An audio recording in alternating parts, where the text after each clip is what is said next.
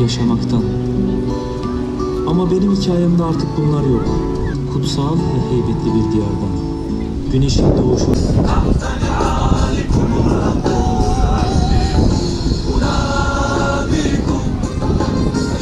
كفي وما نكست أعلامي عملت دمي نشد على أياديكم ونبوس الأرض uyan diren özgürleş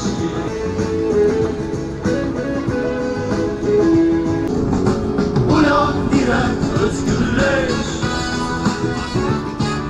diren yılma sen kardeş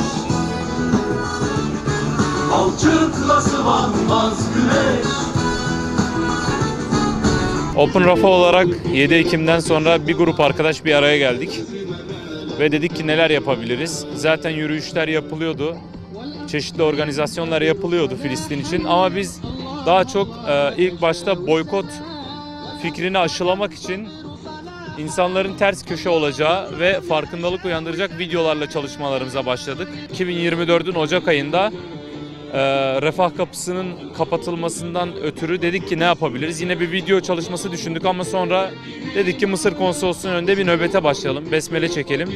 Her gün akşam buraya gelip nöbet tutmaya başladık.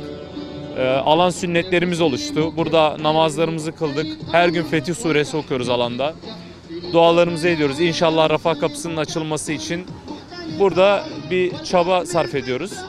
Tabii ki bizim yaptıklarımızın bir etkisi olmayabilir ama biz temiz bir niyetle bu yola çıktık. İnşallah Rabbim de bir an önce kapının açılmasını ve kardeşlerimizin gerekli malzemeleri, yardım malzemelerine, gıdalara ulaşmasını nasip eyler. Biz de o günleri görürüz. Bizim burada bir güvercinimiz var. İnşallah Refah Kapısı'nın açıldığı gün gerçek bir güvercin alıp burada özgürlüğüne kavuşturacağız.